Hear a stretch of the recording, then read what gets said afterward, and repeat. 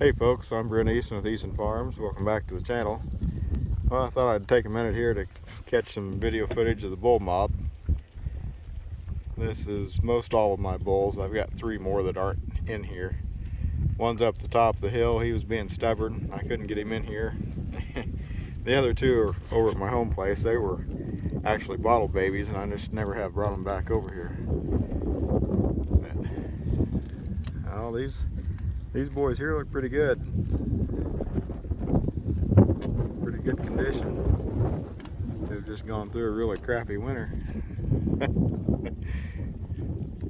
Actually, our winter weather for the most part wasn't all that bad, but it was just the drought preceding it that was rough. Poor stockpile, fairly low quality hay and not an abundance of it. All that's behind us. Hopefully we don't have another year like that here ahead of us.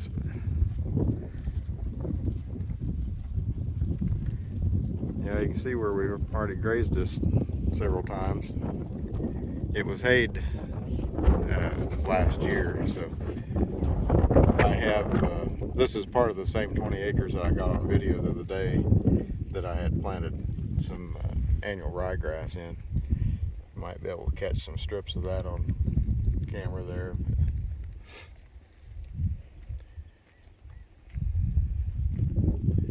Hang on Sericea lespedeza and blackberry briars and multiflora roses just about had all the grass killed out of this field. And we've got a really serious issue with goldenrod weeds being thick over here. It's just from being over-rested and not being used for years, I think. But the process, step by step, we clean stuff up. And we had a bull lagging behind here. I named that one Google. He kind of had googly eyes when he was born. He's a little bit of a special case. He won't be used for breeding. Well, these guys here, boy, they look great, I think. And that one right there is a steer. I bought him as part of a 3-in-1 set when I first bought the first set of cows, and he was already cut when I got him. Bought him to have butchered for meat, and his mom's big and lanky framed, and he's always been that way. He just never looked quite heavy enough to have butchered to me, so I just let him go. He's looking better now. He's getting pretty broad across the hind end, getting in pretty decent shape. So he may get a butcher date here this summer or this fall. I don't know. Yeah, the rest of them look pretty darn good. I'm pretty happy with them.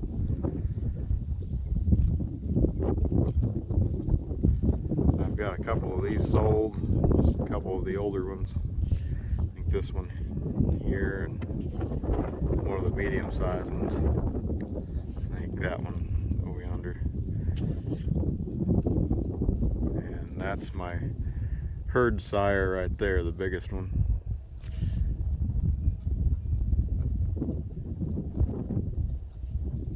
He is registered.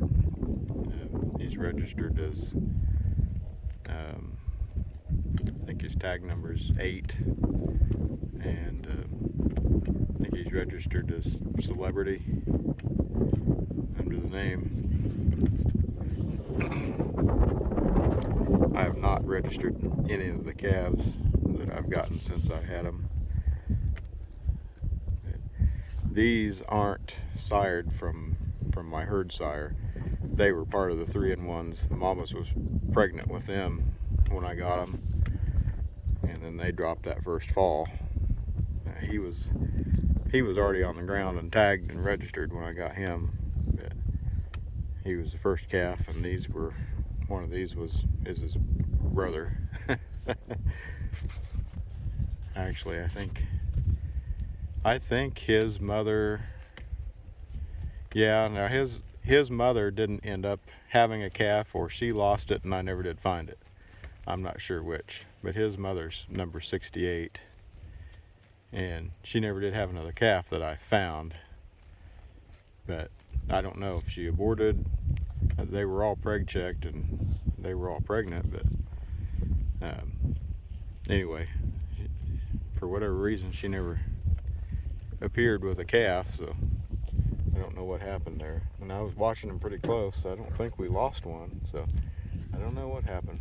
They had a long trip, so maybe she aborted it, but who knows. Stuff always happens from time to time, but she's had 2 healthy calves since then.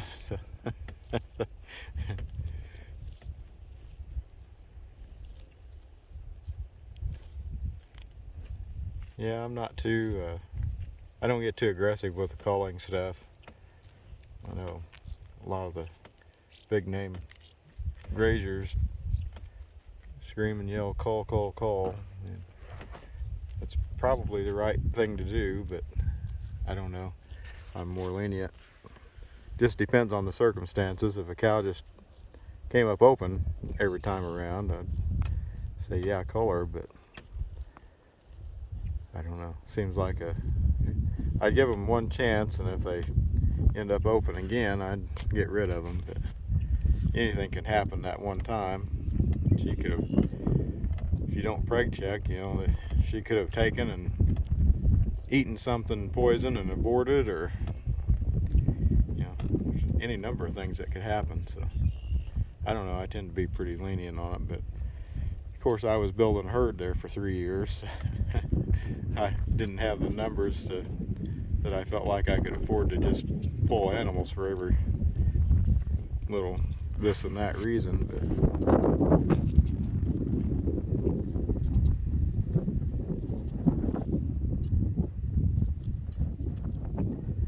anyway, well, I'm gonna get off of here and go finish evening chores and bid everybody a good day. So we'll catch everybody in the next video.